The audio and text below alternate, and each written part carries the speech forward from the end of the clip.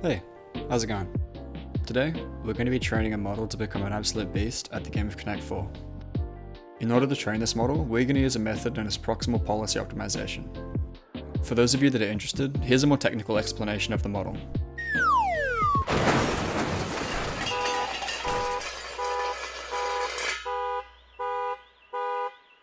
We can represent any given board state by a matrix of just 3 different values. Spaces containing disks that were dropped by the AI will contain a 1, while player disks will be represented by -1. The remaining empty spaces will simply be represented by 0. We're going to use a convolutional neural network to iterate over this numerical board state to try and recognize patterns that might assist the AI in making the next optimal move. The output from our model is going to be a probability distribution over the range of possible moves that can be made. We can then sample from this trained distribution in order to find optimal moves for a given board state.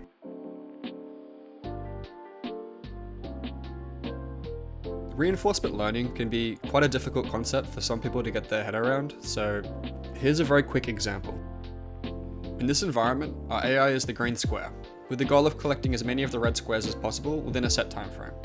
For each red square that it collects, it's given a positive reward. On the other hand, if it fails to collect the square in time, it's given a negative reward, and the environment is reset. This reward signal is the foundation of reinforcement learning. An observation of the environment is used as an input to the AI, which in turn outputs an action, which is performed within the environment. Training is entirely guided by the reward signal, which evaluates the quality of the actions to achieve some desired goal. Now, these textures are pretty boring, so let's just change them a little bit.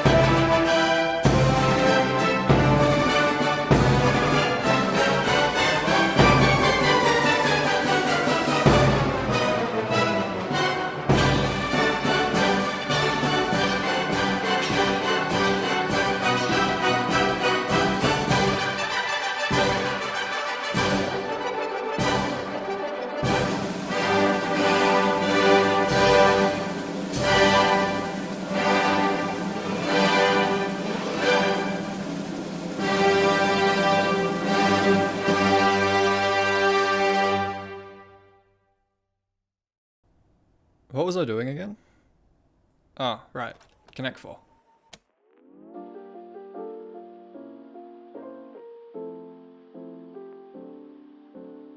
Alright, so we've coded up the logic for the game.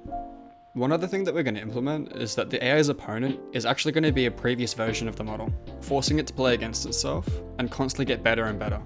And I already know that one of you is typing, "Oh, not Tom. Connect 4 is already a solved game. You should be using the Minimax algorithm to recursively calculate the optimal move for each board state." Carl, the fact that you know this means that you're probably a little bit of a nerd, so let me just give you some advice.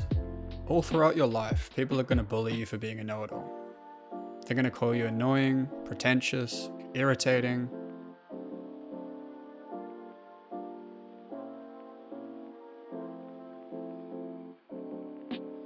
While it is true that Connect 4 is mathematically a solved game that you can technically win every single time if you go first, the search tree is incredibly deep. For any given early game board state, there are 7 different branching outcomes. Each of these branching board states has 7 possible actions that can follow it. So in a few moves, the decision tree has become super complicated. Across all of these respective branches, there are over 4,531,985,219,092 different board states. Now, because I don't have the computing resources of a small island nation, I'm going to have to find an intelligent way of navigating this search space. My plan is to implement an algorithm known as Monte Carlo tree search, to iterate through the decision tree and optimize for the next best move. However, we're not just going to select random actions. Instead, we're actually going to leverage our fully trained neural network, using it to guide our search by selecting high-quality actions for each board state. This allows us to search deeper into competitive regions of the game's decision tree for a fraction of the computational cost.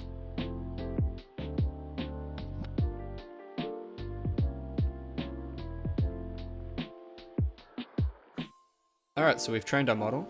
Now we just need to test it out. So in order to do this, I set up a live stream to let you guys play against it. The idea is that by commenting numbers 1 through to 7, people in the live stream chat can actually vote on Red's next move. So yeah, I quite like this format. So if you're interested in getting involved in the next stream or the next video, subscribe. All that's left to do is to sit back and check out the results.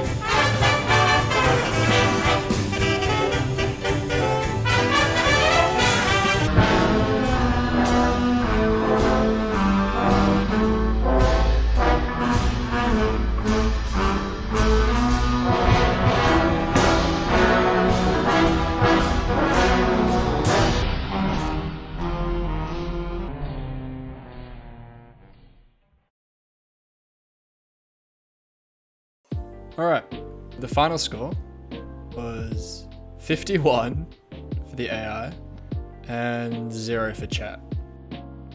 So the only thing that I can really conclude from this is that while the neural network's decision tree is incomprehensibly deep and complex, the average user from my live stream took a slightly more linear path. Regardless, I'm pretty confident that this model is extremely difficult for humans to beat.